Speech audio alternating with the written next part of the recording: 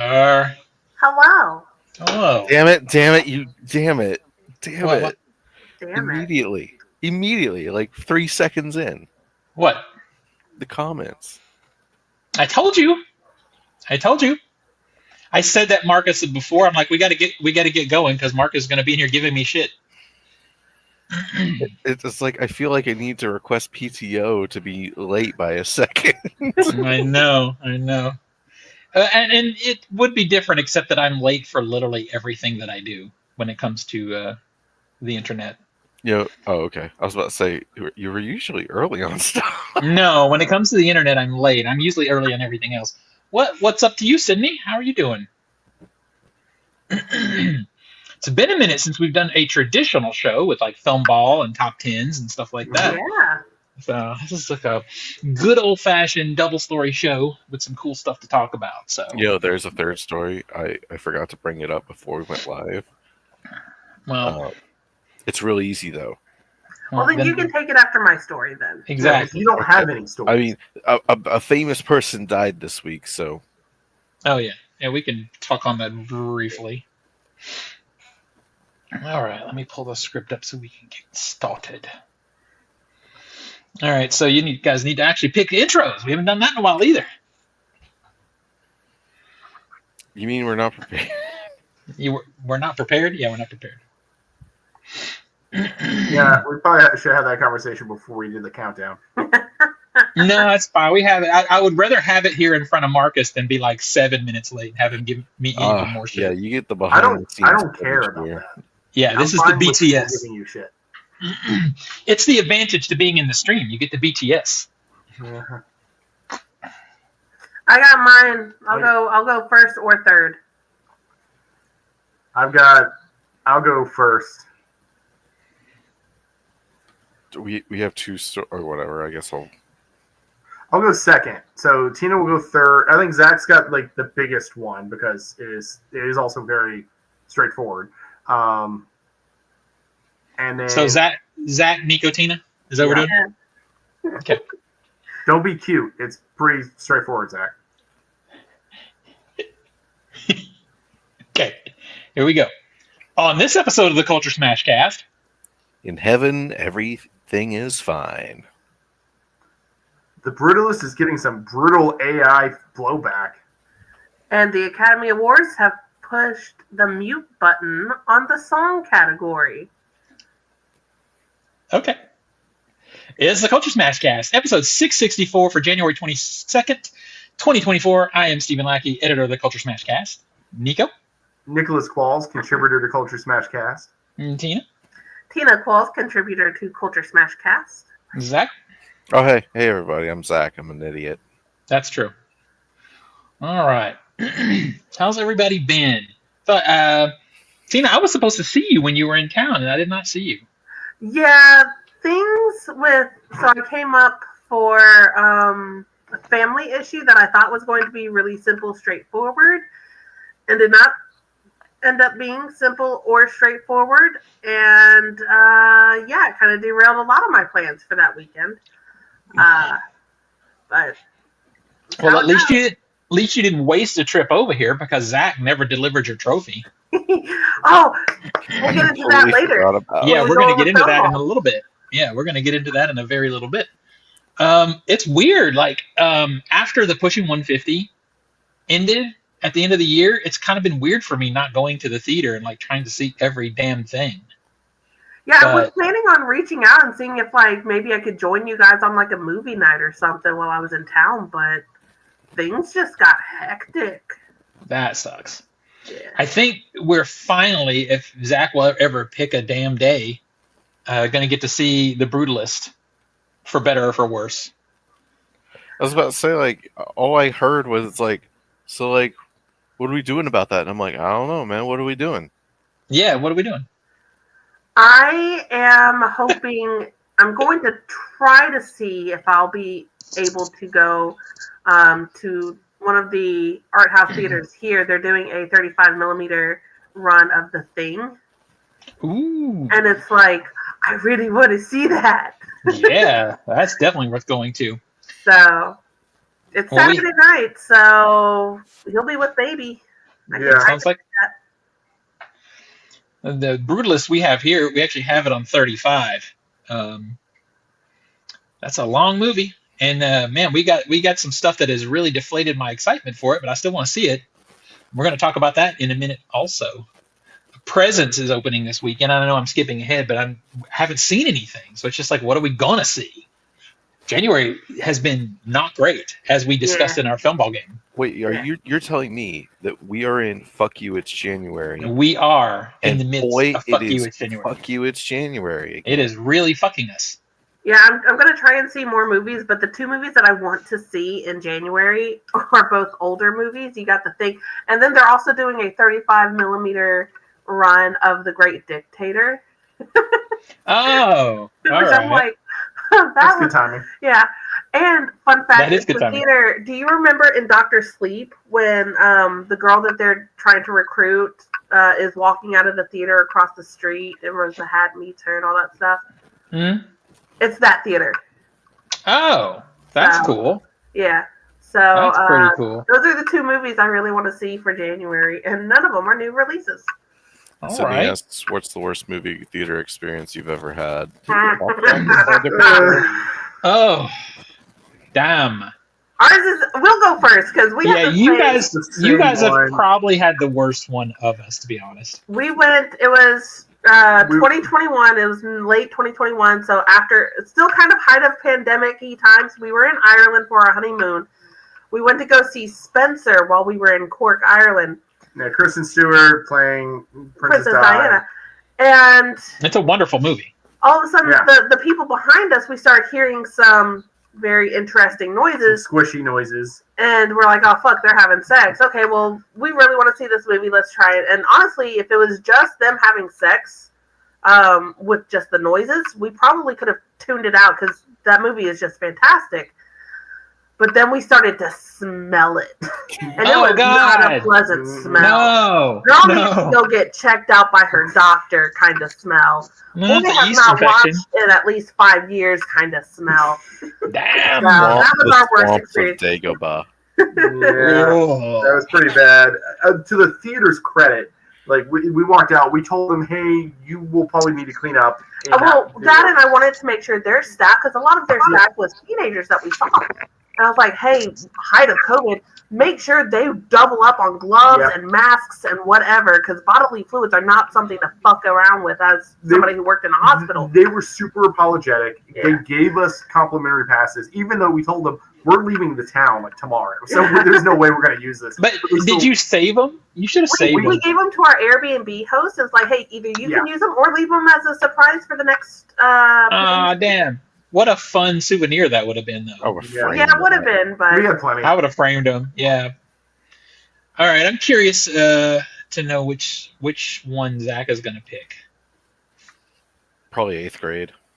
I knew it. I knew you were Yeah. going to pick 8th grade. Go ahead. Because it's like it went down between like Jaws, which was a really bad experience, because of the audience, and 8th grade, which was another bad experience due to the audience. But that was it. My experience was so bad with the interruptions of everyone in the audience going "aww" at something cute happening on screen, literally every 6 seconds, that I was seeing red, and I wasn't even looking at the screen anymore. I was just looking at the ground, waiting for it to be over. He's doing a very bad description of what happened also. Because So we've what talked about happened it like is 8 times on this show, but yeah, but Sydney might not have been here, and she asked the question. So what happened was we go to see 8th grade opening weekend at our art house theater, but because it was a movie from a celebrity who was popular of a certain age group, young teenage girls. which I had made this never heard movie. of before. So Yeah. Well, we had my niece with me, and she was so hyped for it. And so we go, in this movie, the theater is full of like 14-year-old girls. And it was 14 to 20. It looked and- it may be yeah. 23 on the high end, but it was right in that Maybe. age range. But every time, if you've seen that movie, which is a really great fucking movie, Yeah. every time something cute happens, the entire audience together would go, "Aww," just like that. And literally, it's every few minutes in that movie. It was really tough. As opposed to the rest of the movie, which is awkward as fuck. Yeah, exactly, exactly. So I knew it was going to be those two. So Zach chose that one. Then I was going to choose the Jaws experience because we go to see Jaws. 4K And DCP, a midnight beautiful screening, 4K DCP, looks which was gorgeous. years before that 4K came out or was even announced. I mean, it was like 4 or 5 years before that 4K was announced. So it was just really new. Just getting to see it in 4K was an experience.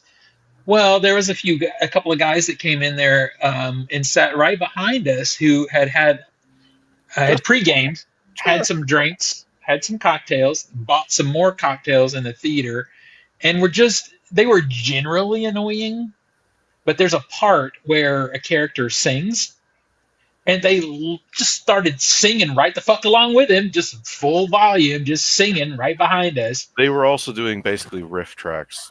Yeah. Yeah. So Like the first time you hear the iconic music, they're humming it with the fucking movie. Like the big jump scare where Hooper comes back out of the water after seeing the head, and it's the ocean's being lit up, so it kind of looks yellow. It's like, you know why it's yellow? Because he just pissed himself. It's like, yeah, it's like, fuck off. Shut up. Just shut up. Yeah, it was really bad. I mean, that kind of reminds me, like that portion. Jesus. That portion with the whole, you know why it's yellow, reminds me of when we went to go see Avengers Age of Ultron. Luckily, it was like our like seventh viewing of this movie, and it was in like the $2 theater. But random guy behind us just leans up, and it's the part where Black Widow comes out on the motorcycle, is chasing the cradle and whatnot to get Vision and Ultron and all that stuff.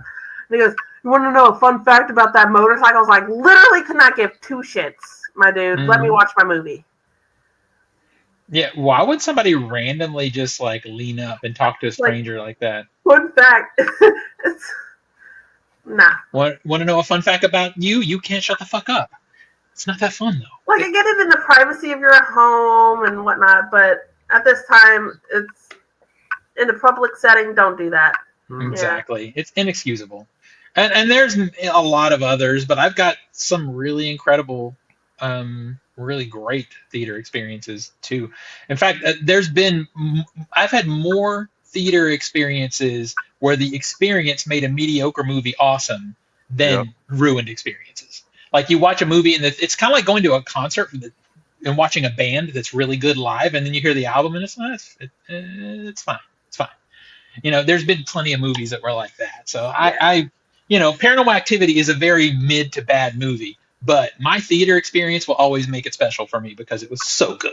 It's just so good. We had a really good theater experience with Parasite.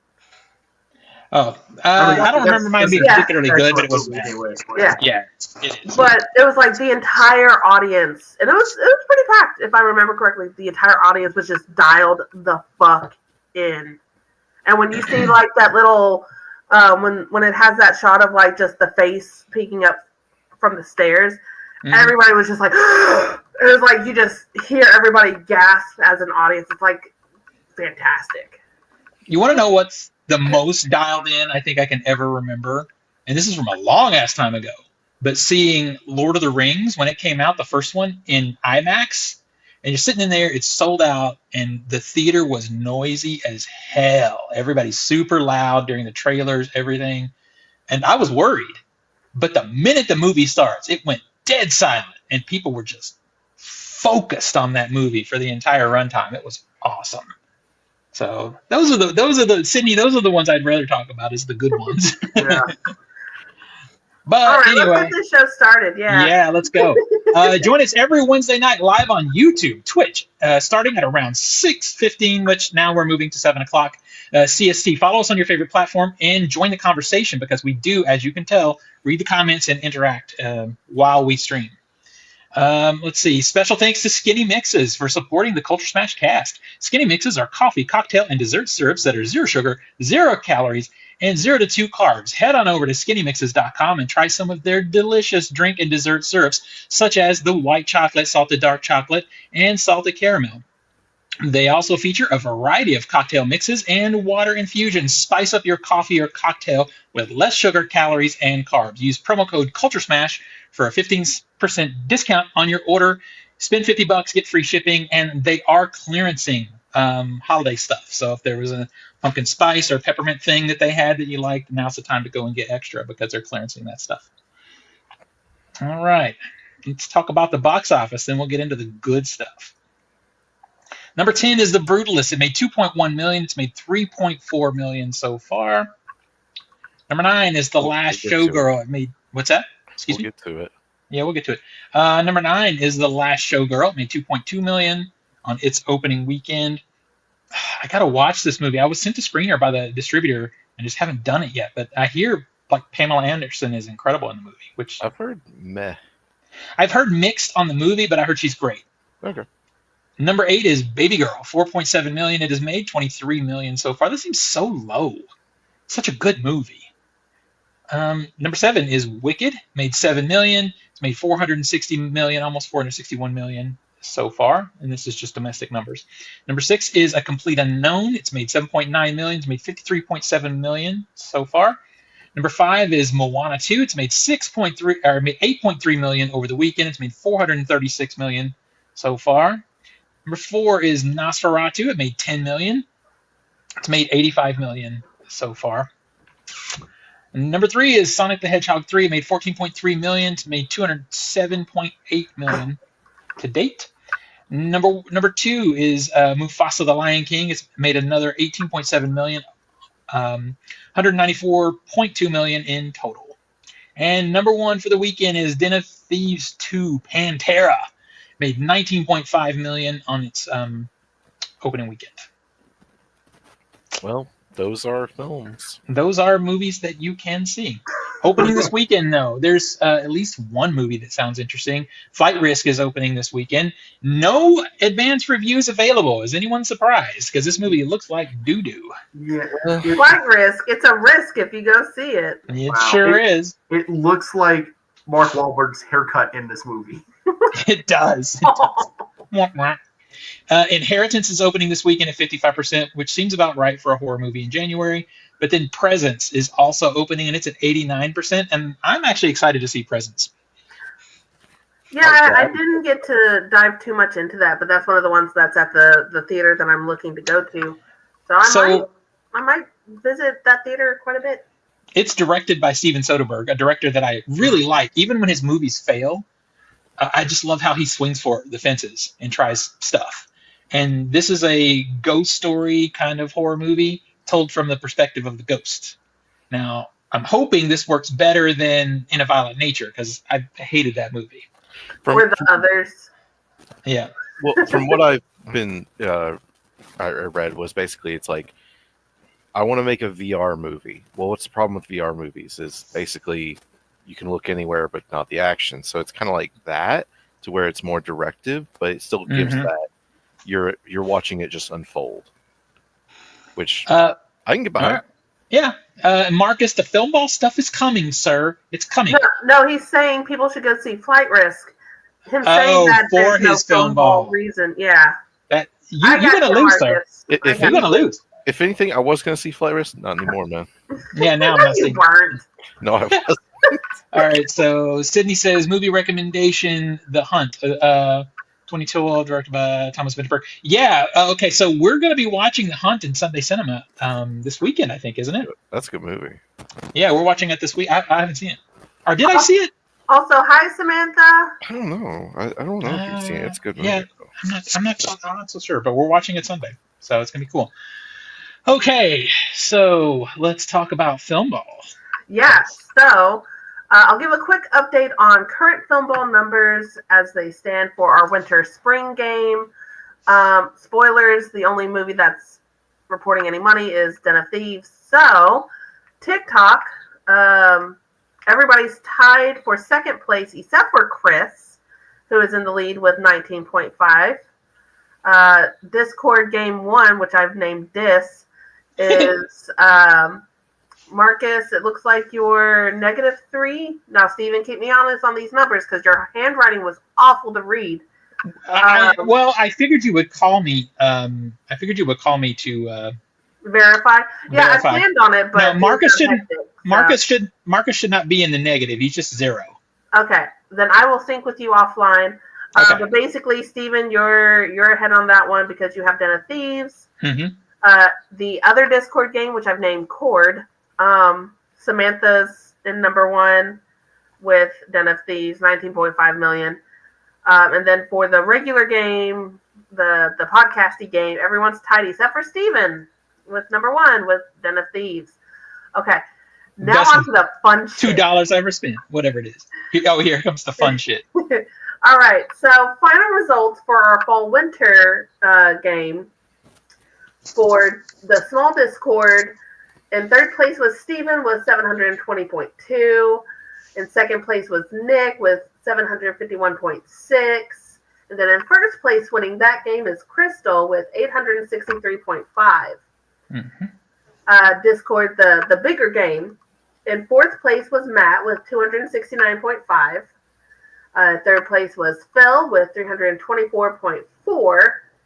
Second place was our beloved Marcus with 525.8. You were so close to catching Samantha, who's in first place with $1,194,670,188. You were so close, Marcus.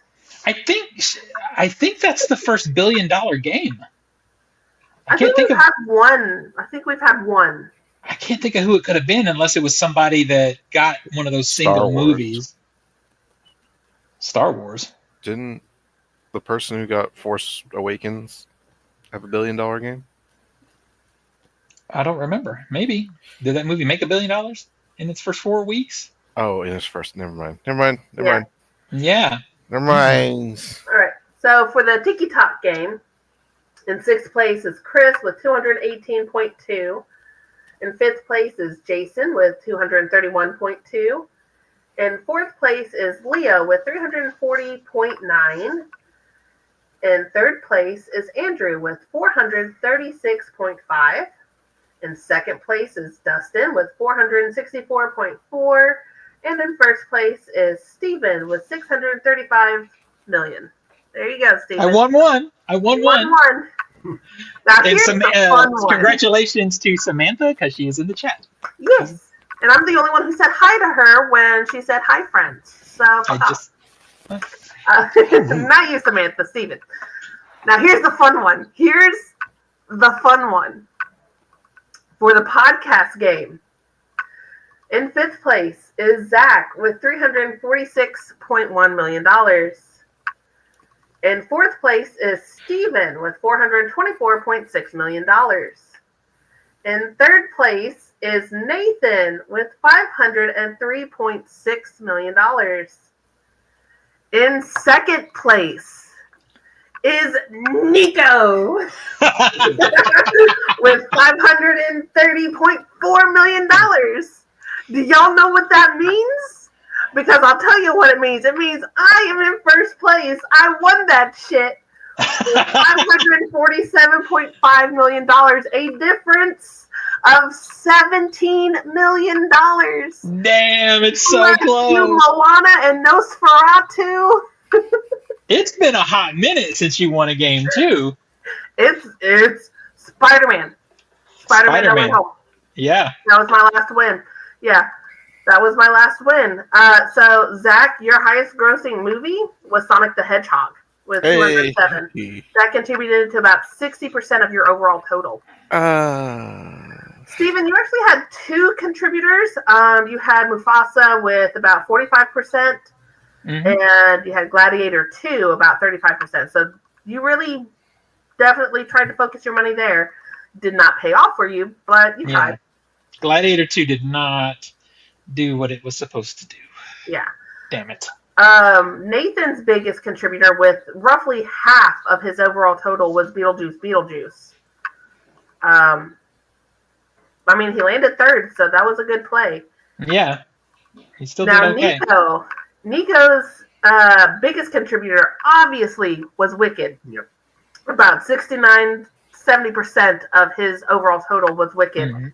The next closest with about 24% was Venom. Damn. Yeah. Mine, my biggest contributor was Moana 2 with about 63% of the overall total coming from Moana. And then oddly enough, 16% of my total was Red 1, and then 15% was Nosferatu. The rest are under 5% each. Oh, wow. So, So did anybody in our group actually predict that you would be the winner? I was the closest. So everybody put me either last or second to last, except for Zach. Zach had me middle of the pack. I'm the only one who predicted I did Nico and then me. So I was the only one who predicted I would score pretty high. The numbers were just so different than we predicted. This is one of the closest games I think the podcast group has ever had. Because overall it was roughly about 200 million spread between last place and first place. So that's wild. Yeah. We've had some one or two games that were pretty tight like that in the TikTok group, but in our podcast group, it doesn't happen as often because we cutthroat each other. Yeah, usually for the podcast group, we can call the game about 2-3 weeks before, and that's what we were doing because we were telling Zach, "Hey, go ahead, ship it to Nico." Luckily, Nico and I live in the same place, so still gonna have to ship it to me. But so you're like, yeah, ship it to Nico. Where? Never mind, ship it to me. So, side note, because I know Tina knows this. I'm assuming Nico probably knows too. But in the Discord game, Zach, you're going to find this really fucking funny. Oh, here we go. I was not going to play the Discord game because we had 5 people. I was just going to run one game and just host it. But there was insistence that I play, so we did 2-3 player games. And it was all because the guy in the chat right now, Marcus, was playing a Tina game in a way where his focus was to fuck me, basically, just to ruin my game. And he did. He kind of did, but he also kind of screwed himself up because he stuck me with $18 at the end of the game. So, but he also, by doing so, gave me the last wild card, which ended up being Captain America. So fuck you, Marcus. So fuck you. Fuck you. Marcus says he just wanted the banter, and sometimes that's what you really need. Like, some of my fondest film ball memories is when I make Zach just stand up and leave. It's the best. And truthfully, in the Discord group, Marcus and I are the ones who talk the most shit. I think Samantha, if she's still in here, she can and does sometimes, but not enough. We need more wise assness. I ended up with more of the wild cards, so that ended up getting me both of the big movies. That's what it was. I ended up with Captain America and Minecraft, which is that's a lock, baby. Game is over. That is a lock. The only other possibility in that particular game is Bryce. Bryce played the old school Catfish game where he just bottom fed all the cheap movies and had just a shit ton of them. He has a ton of them. So it's going to be fun to see how these games play out because in all of the games, there wasn't this definitive single blockbuster that would change the game. Yeah. I don't think. I think Captain America is going to be big, but not that big. I really fucked myself by just completely throwing out all 3 of my strategies. Yeah, that happens sometimes. I just loved how the wild cards played out. Everybody got one except for Zach. Well, not even just that, because Zach understood. I understood why he was not going for. Yeah, like but honestly, no, just how I got like wild card 4. I'm the one who put Cap in the wild cards, and it just kept like wild card 1 draw, not Cap. Wild card 2, wild card 3, and it's like yes. See, I believe this is the problem for calling games too early is because traditionally whoever wins gets to choose the wild card. Yeah, so we might need to revisit that in the future. But yeah, Nico made the same choice I would have made. Yeah, we talked about it, which is how we made the choice. So it's not the team play. Not the team play. Yeah. Damn it. And I got called out about that a little bit in the Discord group because we're playing two separate games, and I had posted numbers because it was fairly final. And the problem is, in our group in particular, we pretty much focus on who wins. The others, whatever, it doesn't really matter. But we're running two games over there, and in the second game, Nick was winning until like the very end, and he got overtaken by Crystal, so it changed the entire game. And what's funny is in the Discord group, I have custom badges for the people who won. So now Samantha, when she goes into Discord, it says her name, and then it says Film Ball winner at the end of it. And so Samantha and Crystal both have will keep those retain those badges until the end of the current game. And Marcus has said, you say, oh, so I don't stand a chance, is what you were saying. That is exactly what I'm saying, sir. You're doomed. And Samantha says, just wait until I win twice in a row. Okay, okay. Maybe Samantha will get to keep her badge. She does have a good run of movies, that's for sure. So if you're listening to this and you want to know what all this film ball nonsense is about, basically what it is we play in 4-month increments. We each get $100 and we bid on the movies we think are going to make the most money in the first 4 weeks. That's the basics of the game. And we do occasionally take on listeners. So if you're a listener to the channel and want to play, you have to be in these comments and talk to us. And maybe we'll invite you in. So let's get to the stories. All right. First story, Oscar nominations are coming up this week, but one front runner is already in a little bit of trouble thanks to some recently revealed AI usage. From Variety, Brady Corbett's The Brutalist sparked controversy over the weekend as it became more widely known that AI was used during the post-production to enhance stars Adrian Brody and Felicity Jones's Hungarian language dialogue. The company Innovative Respeecher technology was used in the Hungarian language dialogue editing only, specifically to refine certain vowels and letters for accuracy. According to Corbett, none of the English language specifically was changed. This is just to finely tune the Hungarian bit. Corbett says, quote, the aim was to preserve the authenticity of Adrian and Felicity's performances in another language, not to replace or alter them, and done with the utmost respect for the craft, end quote. Because they couldn't have just brought them in to do ADR and fix the dialogue. Anyway, in another statement, he also asserted that production designer Judy Becker and her team, quote, did not use AI to create or render any of the buildings. This is coming out of past the Golden Globes, for which the film won Best Dramatic Motion Picture, Best Director for Corbett, and Best Lead Actor for Brody. And The Brutalist also scored 9 NAFTA noms. But it's also not the only Oscar contender to involve the Respeecher company, which also appears in the credits of Oscar frontrunner Amelia Perez as vocal conversion carried out by in the credits. A lot of AI usage is in the headlines because many are worried about losing jobs, as all of Hollywood was just shut down for writer and actor strikes over a year ago now. Year change. I don't know how things work anymore. It's AI is already being used in parts of VFX processing and actors, such as Indiana Jones, de-aging Harrison Ford, and used in a few of Zemeckis' films here, supposedly used in Furiosa and some other cases. Yeah. So, this is disgusting and needs to stop immediately, please. This is a black stain on this film as far as I'm concerned. Also, I was reading earlier this week about apparently there's a few shots later in the film where they're showing brutalist architecture, and those were created by AI. Well, that's what Corbett had a quote saying in a statement that didn't happen. So okay, I don't know the. Okay, so here's exactly what happened about that.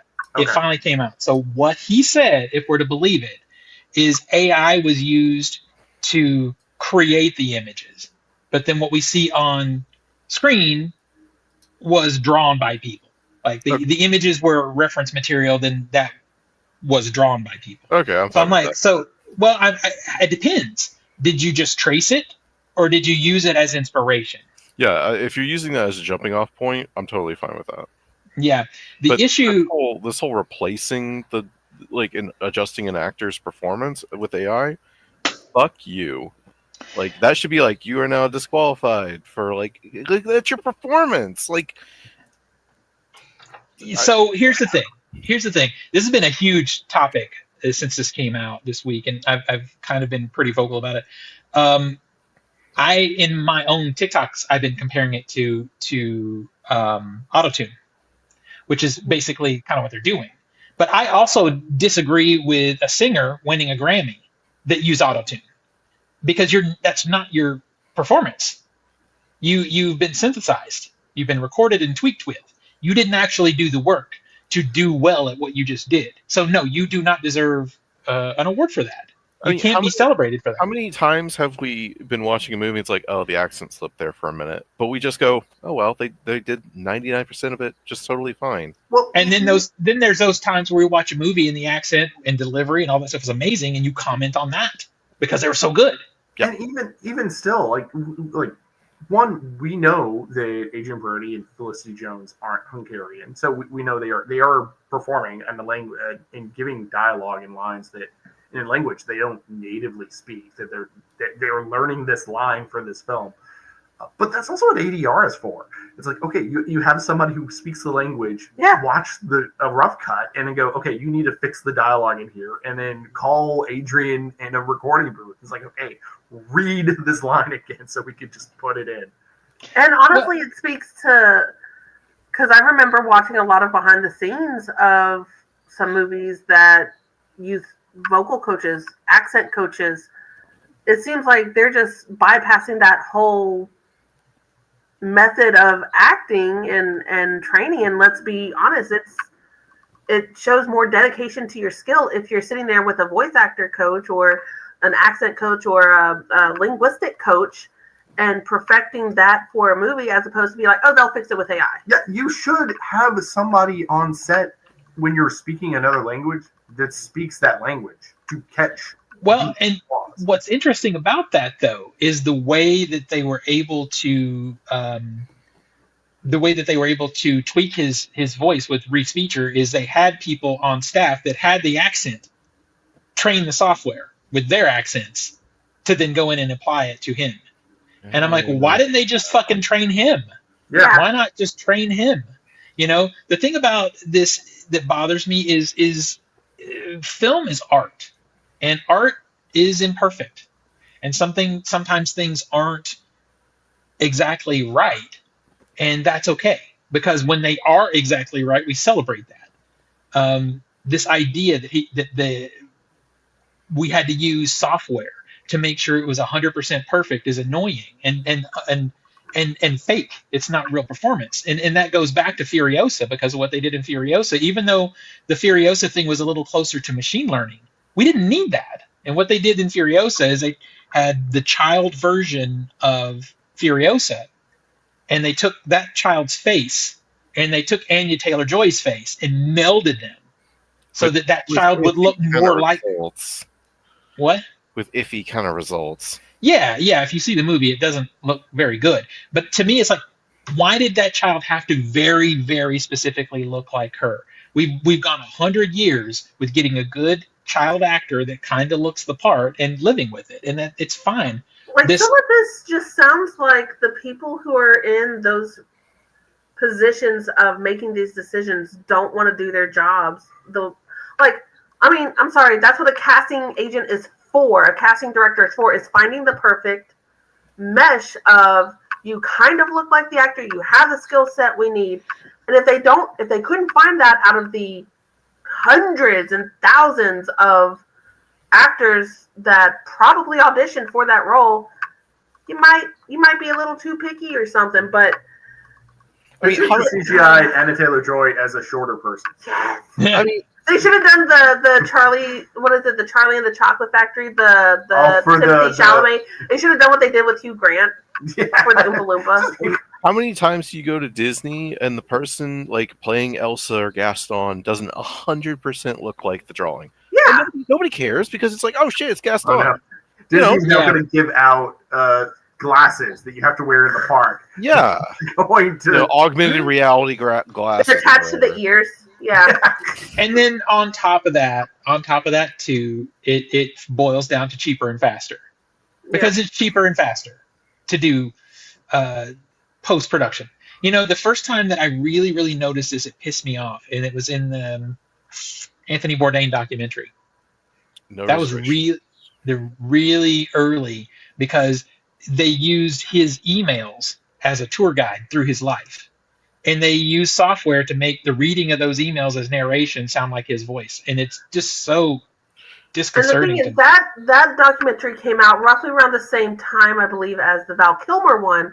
And I like what the Val Kilmer one did, where they got his son, who sounded so much like him. Yeah, his son doing it was great. I mean, I understand them. The Val documentary was fortunate because it had that avenue. Yeah. Like it's not like Anthony But they Bourdain could have has a son that done sounds a different. They could have done some kind of different. Get people who worked with him in his early lives or the stages of his career that those emails might have been written in to read those emails. No, it didn't all have to be him. Like I recently, it's been like 2 years now, read or listened to the audiobook for Madly Deeply, which is the Alan Rickman memoirs, which is he journaled and throughout all of his life, and so they released that as a book. He obviously doesn't read the audiobook because he passed away, so they have somebody else doing it, and it's fine. It's like you don't have to go through this added step. Yeah. And it's not usually worth what you think you're going to get out of it. Leave the dead alone, please.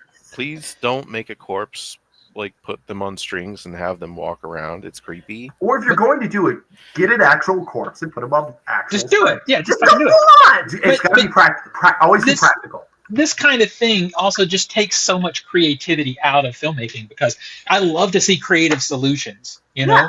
One of the coolest ones was when they, for the Blade Runner recut, they needed Harrison Ford, and obviously he's way too old to do it. They get his son who has his same jawline and get him in there and, touch him up and use it. And that's kind of a cool way to figure that out, But yeah, this really... It's starting to feel like a very, very slippery slope. I mean, it feels like you're just going to watch a movie written by software, and not with a lot of heart. There are movies already out there written by software. Well, I mean, we have movies that have obviously the scripts have been AI written, but I mean, just like the whole thing, it's like the Matrix. So real quick in the chat, Marcus says, I know how hard it is to get an accent. I can't even speak with an English American accent, and I have tried for many years, and that's why this makes me so mad. Marcus, you also can't seem to come up with the right things to say when it comes to film ball either, but that's okay. That's not an accent thing. And he goes on to say that's one of the things Fast and Furious does right is they left Paul Walker alone. Well, yeah. I mean, they were put in an unwinnable situation where they kind of had to make the corpse finish his job, but they weren't bringing the corpse out for like the next movies. Yeah. But I mean, there's ways they could have come up with another way. I mean, they finished The Crow, and it's very the original. It's very obvious it is, but they finished the movie. You know what I mean? They finished it, and that one gets a pass. I mean, fuck, your main character died. One of my favorites instances is the Imaginorium or Heath Dr. Ledger. Yes. Where Heath Ledger dies right in the middle of. Yeah. So they bring in a lot of his friends who basically offer like, hey, we'll do a little bit shooting here and there, and the character just has this entirely new dynamic that goes into it. So that's one of the. I know you guys probably hate that movie because it's not good, but that's one of my favorite references of if something happens in the middle of it. Look at it's a creative solution for that. It is better than we're just going to CGI Heath Ledger through the rest of the movie. Don't do like what Marcus said in Rogue One when you're going to CGI the crap out of Tarkin and Leia. Yeah, it's just tell your story, make your story your own. Then you end up with stuff like Alien Romulus, where they use the AI for the character's mouth, and it doesn't even match the dialogue. So much so that they put money into fixing it for the home video release. But not for the streaming release? That is just so baffling to me. It is baffling. It is. I just have this feeling it's going to take the cut the cable route of we're going to have this influx of AI and AI predominantly crafted cinema, and everybody's going to be like, oh my god, this is so great. And then it's going to go for a couple of years, and then people are just going to start being like, you know what, let's do it this way instead, and start going back to like the traditional ways of casting and non-AI stuff, and people are going to be like, oh, this is so much better. What you're going to say is, it's like, remember when action movies went really, really shaky cam and handheld, and nobody could tell what the hell was going on until John Wick came along and was like, hey boys, remember action movies and how they were like shot well? Yeah. And now everyone's trying to be the John Wick. I think what's an even more apt comparison is when everything seemed to go digital, filmmaking. And then you have these filmmakers like Ben Affleck come out and say, I'm going back. I'm shooting on film. I'm just doing that. Nolan, for example, like making, the most sci-fi of sci-fi movies, but saying, we're shooting on film. Even if it's the giant fucking 70 millimeter, we're still shooting on film. They're going to try and do innovation to the point of it's going to be mainstream, and then they're going to go back to the original roots of filmmaking and call that innovation. I mean, even in Oppenheimer, to where there's these shots of atoms flying around, and it's like glitter and water. I mean, it's not, and it's beautiful. It's beautiful. And you're just like, holy shit, it looks amazing. Looks so cool. But it's not digital. It's not CGI. It's like because real things look good. Yeah. And I have to mention one other thing about this though is I felt I was kind of called out about it because I went so hard on Late Night with the Devil. And you were right to do so. Looking back, god damn. Yeah, I was, and my response was, oh, I'm not cutting the Brutalist any slack either. I'm just as mad at the Brutalist as I am with the Late Night with the Devil. But my argument there is Late Night with the Devil, number one, it was just a couple of pieces of art. I could go to any graphic designer right now and give them $250, and they would have done it, and it would have taken that long. So you can't tell me it's about money. It's just them trying to half-ass stuff or getting excited as creators to play with a piece of software that's taking jobs from people and taking other people's art. Their excitement to play with a new gadget outweighed the impact that it was having, and the thing about indie cinema is we're supposed to be the artists in the room. So we have to take the higher ground, even if it hurts, and it wouldn't have hurt them. They had $2 million or something to make that movie. So they could have afforded 3 pieces of art. So fuck that movie and fuck those filmmakers and fuck this guy too. Like if you see the director of The Brutalist in interviews, he makes Quentin Tarantino look humble. So I have no fucking patience for this guy whatsoever. But the only way we deal with this stuff is by constantly calling it out. So I'm just glad, and I hope Adrian Brody gets disqualified from the Oscars because he should. And that's my last word on it. I do feel bad because it's not like it was probably their call. Like Adrian Brody and Felicity Jones didn't say, "Hey, can you AI up my voice, fix my accent?" Simple solution to that. I disagree with this, and my performance should stand as it was. I do not want my performance altered. Yeah. You know what? Adrian Brody's in the clear. It's a simple. Yeah. Quickly in the chat, Sydney, they are in fact making there is a remake of American Psycho happening. Yeah, it's a sequel. I think they had I think it was a direct-to-DVD sequel. No. Yeah. No. There's a new different one. Oh. No, yeah. There is a new remake of the movie happening, and it's I think it's Luca Guadagnino that's making it. Yeah. We're going back. There was also a sequel of the movie. It was very loosely connected. Yeah. Yeah, there was, but no, there's an actual straight up remake happening. And Tom Holland, to answer the other thing, is asking about Tom Holland in the next Nolan movie. Oh fuck me! The Odyssey. Yeah. Yeah, he's in the Odyssey. Yeah, I'm not a fan of a young Odysseus. I am curious. I thought Matt Damon was playing as Odysseus. and Matt He might Damon is be. also in the movie. He's also in the movie. He's playing the older. Yeah. I don't know. I'm not going to trust who's playing what until I actually see a cast list. Yeah. I agree. Yeah. But Like, I this can is see Tom Holland as maybe like the son. Odysseus' son, the prince, but I can see that, but like, I think that's the word. Is he's or playing the maybe son? he's going to be. If it's, it depends on like. Yeah, I don't know. I'll wait. anyway, we'll wait to see the full But- casting list to start picking that apart. Well- Like the vultures, we are. My short answer to that is I like Tom Holland as a person, but I haven't seen him do well in anything outside of Spider-Man because he kind of just is that character. But I trust Nolan. And if Nolan thinks he can bring something out of him, then I think he probably will. And I think Tom Holland needs this. I think he needs to show us that he can do something that's not that same type of character that he normally plays. So I'm fine. I'm fine with it because I'm fine with anybody that Nolan casts because the guy knows what he's doing. I mean, even his lesser movies are still pretty damn great. Yeah. So we'll see. I'm excited. I'm excited for this because it's not what I expected. Yeah, well, want to know what a lot of people at the Academy members didn't expect? What's that?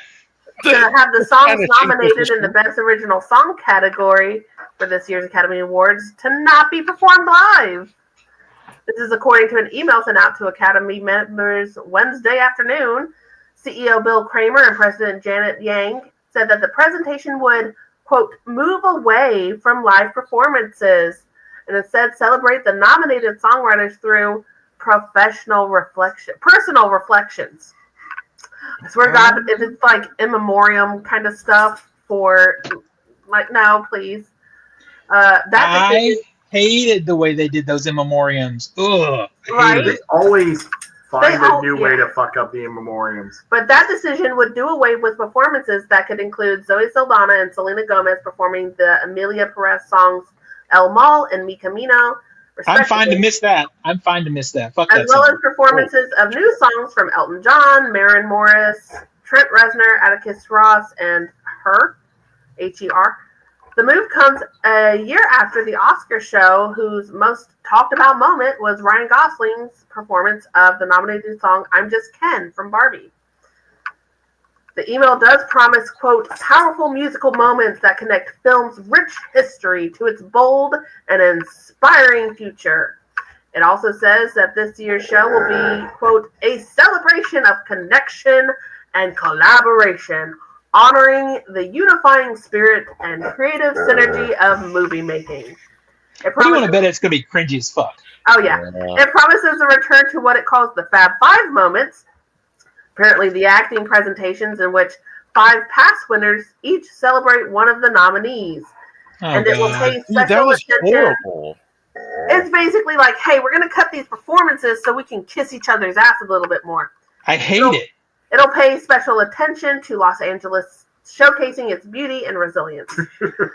So Oscar- I know why they're doing that. Yeah. Because Oscar shooting in Hollywood nominations- is down 26%. Yeah, Oscar nominations will be announced on Thursday morning, with the show taking place on Sunday, March 2nd. So I hope we actually get those announcements. They keep delaying it. Yeah. Yeah, well, I mean, I've seen calls to also just cancel or postpone the I'm pretty Oscars sure too, the because- fires. Sorry. Thank Go you. ahead. Yeah. Yeah, but that calls to postpone or cancel the Oscars because the wildfires going off in the Los Angeles area. I am curious about. I understand that common complaint about the Oscars run too long. It's too long. It's too long. It's too long. And I could see cutting the musical performances as a try to fix that. But they are not always. Not every song is a good performance. But there's usually a good performance in there to the point where I think that's actually a worthwhile part of the show. Like, everything else can be a press release, but the performances that happen during the show is like a reason to have the show in the first place. Yeah. Well, and it doesn't sound like they're doing it for time because it sounds like they're replacing it with this extended celebration of the narratives of the films. And that's I mean, fucked. they might run shorter, but it's still time. Yeah, it's not saving that much time. Yeah. Given the choice we'll do deep dives, celebrations of each of the Best Picture nominees, or we get the musical performances. I'd take the musical performances, even the Yeah. songs Yeah. I don't like. I would, Even because it's with usually more interesting to watch. Yeah, even with, as Marcus points out, even with songs like Penis Vagina Song, Yeah, Dude, it's like I'd rather have the performances than listen to the actors and people up on the stage kissing each other's ass for an extra 10 minutes. which would you exactly. rather have? A clip showing their performance and how good it was, or oh my gosh, you were amazing, you just were so good, it's incredible. It's like, yeah, I'd love to see how good it was, like, Yeah, it's show just me, like, fuck, when dude. you hit the moment, you hit these moments where you think, okay, they are finally getting, like, the Academy is finally getting some clarity. Then they make a decision like this where they just basically climb up their own ass again. It's just the weirdest thing.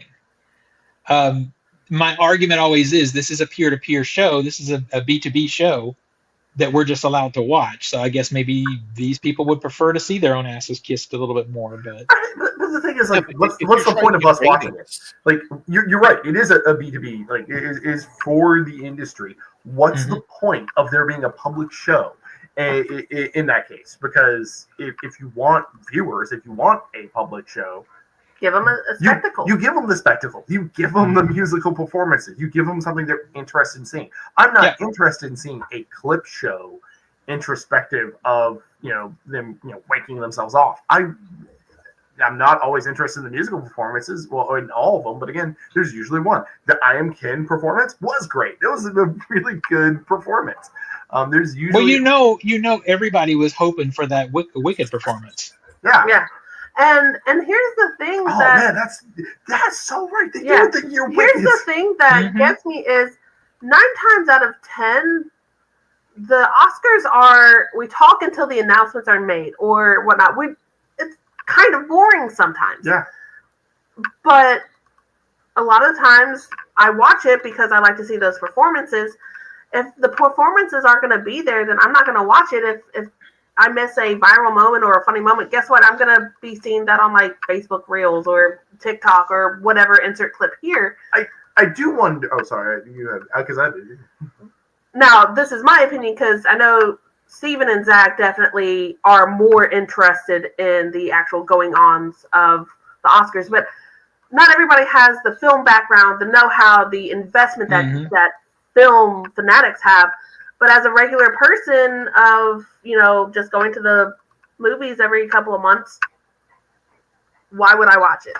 I wonder if going back to like the push to postpone or just cancel for the year, like if cutting the musical performances, which are probably logistically the most involved part of the show, if that's like an effort to cut down on pre-work for the Oscar show, like of planning the ceremony, because I don't know how much sound checks. Yeah, well, not even just sound checks. I don't know how. I don't know. I think that's how much lead time do the musical performers have in arranging and practicing the performance they're going to do at the Oscars? Well, the thing is, they also do pretty much a couple of dry runs of the entire Oscar performance itself. So because like they're supposed to be announcing the Oscars tomorrow, right? I feel like this is all a stretch because if you don't have time to do that gigantic choreography, well then you streamline it, you strip it down, but you still perform. And actually, it just occurred to me that there would be no Wicked anyway. I don't think Wicked qualifies for best original song. It does. There's an original song in there. It's the one where they're going through the. That's right. So it has to be that one. If that one gets nominated, yeah. So it would be some of the more iconic ones that you'd want anyway. True. But, yeah. But still, I would have liked to have seen that. I would like to have heard that song performed because it's going to get nominated. Which Amelia Perez song do you think is going to get nominated? I don't care. They all suck. I watched the movie. I watched like a couple of those songs today, and I had this like secondhand embarrassment. No, man. I watched the movie. It's not good. And now we know that they've been using freaking AI to work on it. There is no call-in number, Charlie, but you can put a question in here and we'll answer it if you What's have the a call-in question. number? Damn, can you imagine? That, Yeah, that'd be get fun. on Discord right now. Let's go. My dog's getting me, so Nico's gonna dip. I'm gonna bounce. All right, buddy. So I'm disappointed, but we need the Oscars. Tina, to answer your question, we need it because we have a game, and it's so fun. It's fun to play. I'm It's I'm like not so having hyped. all sushi. Like literally, if we get those announcements Thursday, like we're supposed to, the bingo cards are coming out Friday, baby, and we're gonna figure out what day we're gonna game. Zach doesn't like to do it till right before, which makes me want to do it sooner, No, just to fuck with him. no, because Yeah, the winds can shift. It's yeah. Well, you need to trust your own instincts, sir. You don't even do Or they don't just do the like voting I before it do. comes out. Just be a chaos gremlin like me. It's worked well for me Right. in the past, right? It has worked for you. Yeah. No, So I won't do it though because I like. I want to win. I feel like that me and Zach and Nico fight hardcore over this, and Tina is just throwing shit into the fan right in the middle of I do it for the nose. it. You told me last year you were going to actually play. Okay. I'll actually play. I'll actually play at some point. Let's see. Come from a man who's been working on. I'm not working on anything. Knock off Amelia Perez, sir. That is your favorite movie, not mine. I'll tell you what. I will watch Amelia Perez if it gets nominated for Best Picture, but I'm not going to waste my time until then. Well, boy, there's a good likelihood you might be watching that fucking movie. I'm just saying, because I'm not going to theater. It's on Netflix. Fuck that shit. yeah, I watched it on Netflix too, which is a big deal because I don't watch many Netflix movies. But I mean, I had to see it. I wanted to be in the conversation because it was up for so many Golden Globes. I'm like, what is going on? Because this movie looks really bad. Because I watched the song "Penis to Vagina." Like that was embarrassing. It is an really embarrassing was. song. It's bad. shocking to me how many people that went through and went, "Good, no, don't change it. It's fine." Yeah, this is great. It's just exactly what we wanted. God. All right, coming out on physical media this week. There's a lot of stuff. Some really dumb stuff though. Venom: The Last Dance. Speaking of dumb stuff, is coming out in a steelbook, a 4K, and a Blu-ray. Finally, this week, The Substance is out on a Blu-ray and a 4K. That's gonna be mine. And I heard it's already temporarily out of stock on Amazon. Right? Smile 2 is out on a 4K and a steelbook. Heretic is out in a digipack, which is cool. Kill Bill Volume 1 and Kill Bill Volume 2 are both out in 4Ks. Yeah, I'm hearing that they're not the best transfers, but I'll probably still buy them. Reindeer Games. Who wanted Reindeer Games on a 4K? Who asked for that? Someone out there, that's their favorite movie. It really, I mean, it's not as bad as the memes make it out, but it's also not good. This one I'll probably, what? You forgot about Here. Oh, Here. Yeah. Here only on a Blu-ray. What a terrible, it's a bad movie. Then April Fool's Day is out on 4K. I'll probably pick that one up. Jackie Brown is out on 4K. I'll end up getting that one. The Cell is out on a 4K limited edition. And then The Grifters, which is a great movie that no one talks about, coming out on 4K. So I'll probably pick that up. The Substance is not sold out or low stock on either the 4K, Blu-ray, or DVD on Amazon. Oh, good. Because earlier it was. It said temporarily out of stock. So who knows? Yeah. Maybe they were restocking or whatever. So that's cool. You can still get it. And we have all these Tarantino movies coming out. Why don't we get a Tarantino box set? I would love to buy it. I would love to buy a Tarantino box set. Kubrick collection. I'm like, why can't they do that for like? So probably what's going to happen is I'm going to wait. Maybe I'll wait to buy any of these until after his next movie comes out, which supposedly, quote unquote, his last movie, and then get that box set. You know who I'd love a box set from? Guillermo del Toro. I would fucking. That'd be cool. You're not gonna probably get that for a while. I know. Yeah. Yeah, because his movies are all over the different studios, and that's the problem. But it'd be cool. But imagine how baller that box set would be. Like, because he'd make it some weird ass collectors. Mm-hmm. It'd be cool. Criterion would put it out. Yeah, that'd be awesome. They've done a box of a trilogy of Guillermo del Toro. They put out other Del Toro films, including Shape of Water and Pinocchio, and like it's out there, but in terms of box set for Tarantino, there Mm. was a box set on Blu-ray, but I mean, we're just getting these on 4K, and that's not even his entire His entire filmography. collection. You know, Yeah. are we going to get a Grindhouse 4K or Death Proof on 4K? I'm still waiting on Hateful Eight on 4K. I know. I would love the Grindhouse set on 4K though. Man, Damn I would it! buy that shit day In one. a second. And I want the 35 millimeter cut of Death Proof on the 4K, Yeah. which is if you saw it on 35 millimeter, the whites were blown the fuck out all throughout it, and he was the director of photography. He knew what he was doing, and then they cleaned it up for the Blu-ray and DVD. It's like, which is bullshit. No, it was meant to look blown the fuck out. Yeah, it was supposed to look like an old beat up movie print. Yeah. And that's part of it. Yeah. It is a sad kind of time for physical media collectors, though, because another big company, I think it was LG, it's LG, Yeah, LG is stopping like, production on Blu-ray players. No more Blu-ray players from them. I feel like I need to just buy a couple and just have them like stored. Well, the thing is I look at it kind of like record players now, because these companies aren't putting out record players either. There's plenty of boutique companies that are making those, and that's just how it's going to be for Blu-ray also. But they're still, like, I see that they're not making them anymore, but they have a ton of models still out there, so it's not like they're hard to come by. But it just sucks that I saw that announcement. Once it's gone, it's gone. Yeah. So I do feel that there was a little piece of me. It's like, I wonder if I should pick up an extra 4K player. Yeah. I have always wanted one of those nice fucking boutique players, and that's probably what I'll do, is save up, because they're so expensive. But like the Opopo? Mm-hmm. Okay, well, they've stopped making those. Well, not them, but like that. There's other companies that are still making them. I would like to do something. Yeah. But yeah, so it's funny that announcement is happening, and this list that I made is not even this list is maybe 2/3 of what's coming out. There's still a lot more that I didn't even bother putting out here. So there's a lot of stuff. Alrighty. Do we want to talk about? Yeah, let's do it for a minute.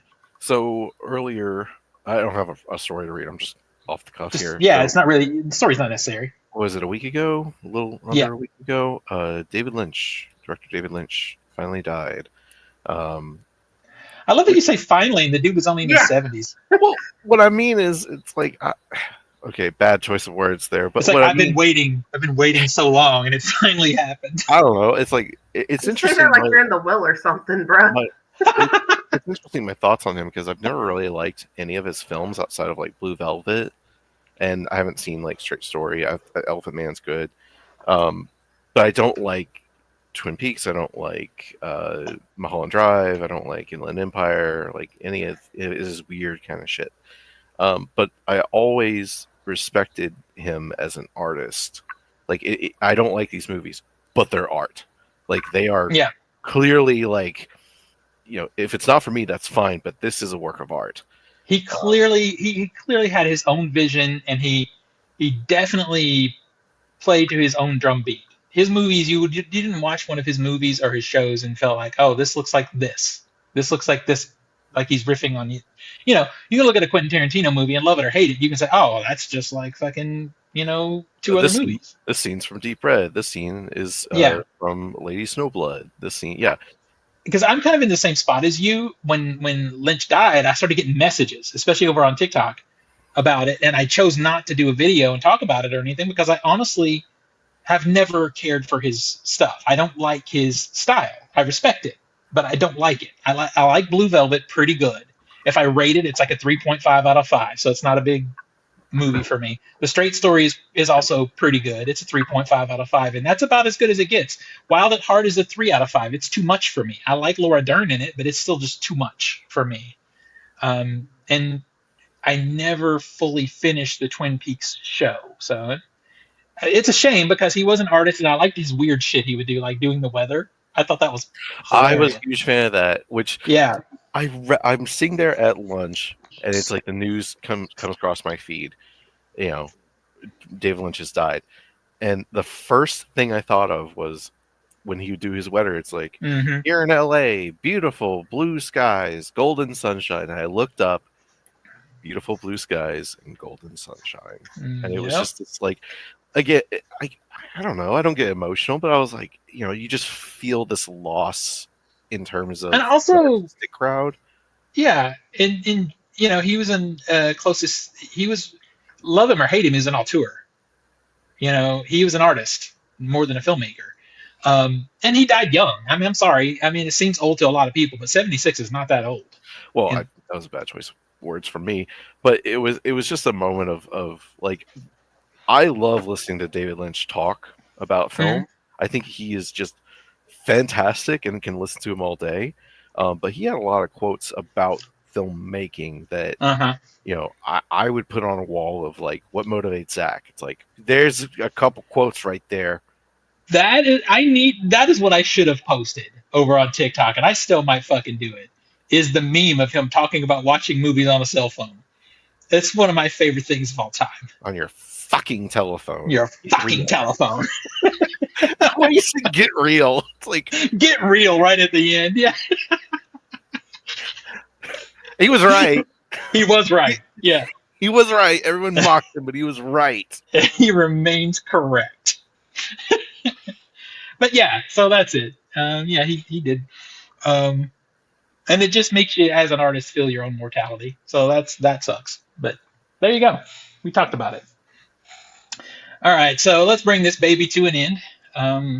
This was a fun show. Thank you, Marcus. Thank you, Sydney, for hanging out. Thank you. Who else was in here? Samantha. Thank you guys for hanging out with us. Charlie, thank you for popping in here and asking for the phone number. But, you don't got it like that, baby. You don't got it like that. But anyway, Nico, where do you find you on the internet, sir? You can find most everything I do at nicholasqualls.com. Mostly just posting on Blue Sky is probably the heaviest social media I'm on these days. Tina? You can find me on most major social media. This is going to piss off Zach so much, including Red Note. No! God damn it. Under Cheddar Popper, CHEDRPOPPR. Oh, I hope you don't get your bank account emptied. Zachy boy? Well, you're not going to find me having fucking spyware on my devices, but you can find me on Instagram and Letterboxd. Instagram is Master of the Matrix 91. Steam and Discord is A Dangerous Meat Lunatic, and Letterboxd is Master Z91. All right, so you can find me on TikTok, Letterboxd, and Blue Sky, and right here as OTS Movies, all of those spots. I am posting a bit on those platforms. Also, you can find me as editor and writer for thecinnemanook.com. I'm back writing again, which is weird. And if one of you guys wants to write too, that could be a possibility. But it's a new site's coming along pretty good, so go check it out. And Marcus said he's watching a TV show stream on his phone. Fuck you, Marcus. Well, I guess I've seen it. I guess that'll be a good place to end. So I guess we'll see everybody next week. Bye, everybody.